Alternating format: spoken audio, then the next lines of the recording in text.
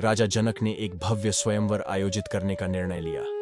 एक ऐसा आयोजन जिसमें दूर दूर से राजकुमारों और राजाओं को सीता के विवाह के लिए प्रतिस्पर्धा करने के लिए आमंत्रित किया गया था। चुनौती एक शक्तिशाली शिव धनुष पर प्रत्यंचा चढ़ाने की थी। यह इतना भारी और मजबूत था कि इसे रस्सी से बांधना तो दूर, सबसे शक्तिशाली लोगों के अलावा कोई भी इसे उठा नहीं सकता था। कई बहादुर और शक्तिशाली राजकुमारों ने कोशिश की, लेकिन सभी असफल रहे।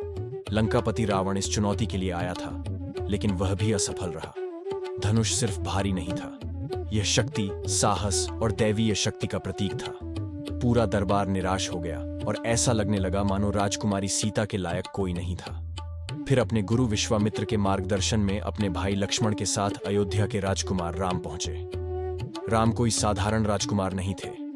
वह अपने साहस, शक्ति और सदाचारी स्वभाव के लिए जाने जाते थे। उनकी उपस्थिति सूर्य के समान थी, जो अपने गुणों और शक्ति से अंधकार को दूर कर रही थी। विश्वामित्र से प्रोत्साहित होकर रामधनुष उठाने के लिए आगे बढ़े। जैसे ही रामधनुष के पास पहुंचे, भीड़ में सन्नाटा छा गया। शांत भाव से उसने सहजता से धनुष उठा लिया। दर्शक आश्चर्यचकित होकर देख रहे थे कि राम ने न केवल धनुष उठाया, बल्कि इतनी आसानी से उस पर प्रत्यंचा भी चढ़ाई कि वह 2 टुकड़ों में टूट गया। राजदरबार जयकारों और तालियों से गूंज उठा। राजा जनक अपनी प्रिय पुत्री के लिए ऐसा योग्य पति पाकर बहुत प्रसन्न और सम्मानित महसूस कर रहे थे। सीता आगे बढ़ी। उनकी आंखें उस राजकुमार के लिए खुशी और प्रशंसा से चमक रही थीं, जिसने उन्हें जीत लिया था।